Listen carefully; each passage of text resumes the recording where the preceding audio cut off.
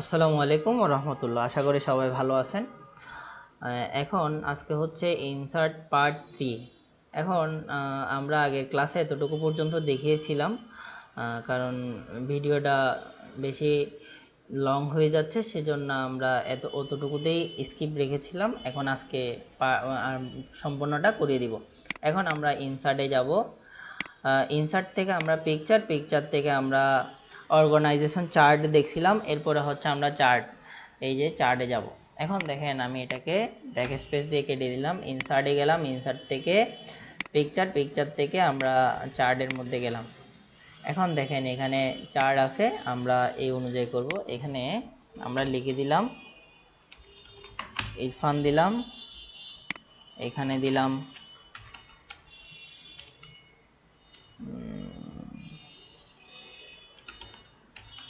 ইমন, এখানে দিলাম ওমর। এখন দেখেন এখানে দিলাম বাংলা, এখানে দিলাম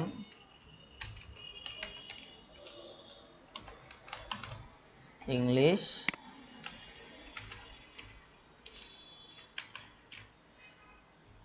এখানে দিলাম আইসিটি।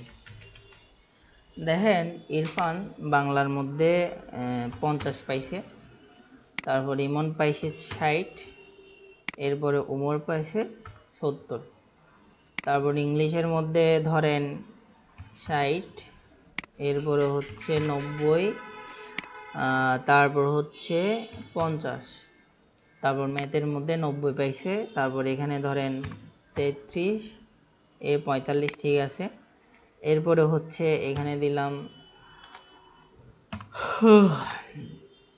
70, এরপরে হচ্ছে এখানে দিলাম 60, এখানে দিলাম 80। এখন বিষয়টা খেয়াল করেন, আমি একটু বড় করে দেখাচ্ছি। এটা এই যে আমরা চার্টের মধ্যে যে ডাটা চার্ট যেটা আছে, এখানে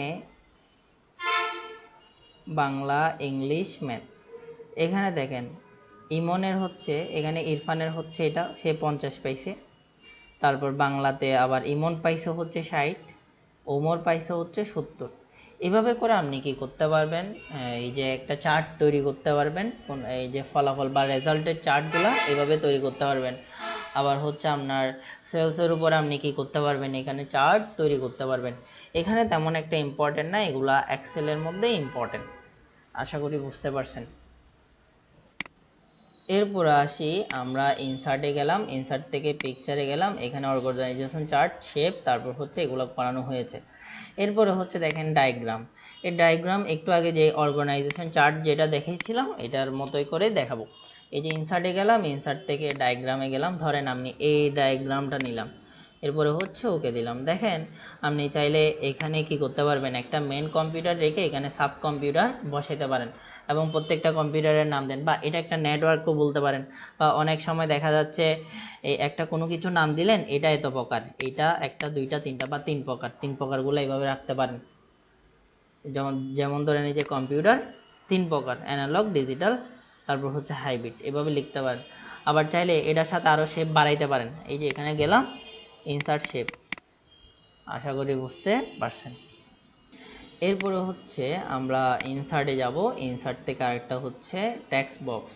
এখন আমরা কন্ট্রোল এন দিয়ে নতুন একটা ডকুমেন্ট নিলাম, ইনসার্টে গেলাম, ইনসার্ট থেকে টেক্সট বক্স, এটাকে এসকেপ করে দিলাম। তারপর হচ্ছে এই যে টেক্সট বক্স অঙ্কন করব। দেখেন এই যে টেক্সট বক্স যে অঙ্কন করেছি, এটা চারপাশে কিন্তু সমান হয় নাই, এটা একটা আয়তক্ষেত্র হয়ে গেছে। এখন আপনি যদি বর্গক্ষেত্র করতে চান, তাহলে মানে চারপাশে সমান করতে চান, তাহলে ধরেন আপনি এই যে এখান থেকে রেক্টেঙ্গেল নিতে পারেন, না হয় এখান থেকে ইনসার্ট বা টেক্সট বক্স নিতে পারেন, না হয় এই যে ইনসার্ট থেকে এখান থেকেও টেক্সট বক্সটা নিতে পারেন। নেওয়ার পরে এসকেপ করলেন, এসকেপ করার পরে আপনি কন্ট্রোল শিফট চেপে ধরে কি করতে হবে, অঙ্কন করতে হবে। আমি একটু আগে বলছিলাম কোনো একটা শেপ বা বড় ছোট করতে হলে বা অঙ্কন করতে হলে তখন কন্ট্রোল শিফট চেপে ধরে কি করতে হয়, অঙ্কন করতে হয়। তখন 100% এটা কি হবে, চারপাশে সমান হবে। ধরেন আমি টেক্সট বক্সটা এখান থেকে নিয়ে এসকেপ দিলাম, কন্ট্রোল শিফট চেপে ধরে কি করলাম, এটাকে 100% বড় ছোট করতে পারবো এবং 100% চারদিক থেকেই কি কি হয়েছে, সমান হয়েছে।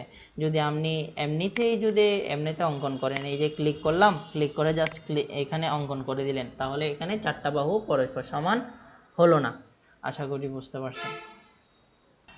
এরপরে হচ্ছে ইনসার্ট থেকে আরেকটা হচ্ছে আচ্ছা এটাকে আমরা ডিলিট করে দিই। ইনসার্টে গেলাম, ইনসার্ট থেকে ফাইল মানে হচ্ছে এই যে আমরা ফাইল থেকে ওপেনের যে কাজটা হয় সেই সেম জিনিসটা আমরা ফাইল থেকেও করতে পারবো। মানে কোনো একটা ফাইল আগে থেকে কি করা আছে, সেভ করা আছে, আপনি ডেস্কটপে রাখতে পারেন, কম্পিউটারে রাখতে পারেন, এই যে মাই কম্পিউটার থেকে যে কোনো একটা ড্রাইভে রাখতে পারেন, ওইখান থেকে আপনি কি করতে পারেন, ফাইলটা এখানে নিয়ে আসতে পারেন।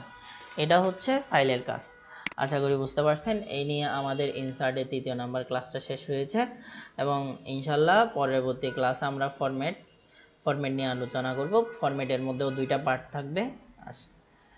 তাহলে সবাই ভালো থাকবেন, সুস্থ থাকবেন। আসসালামু আলাইকুম।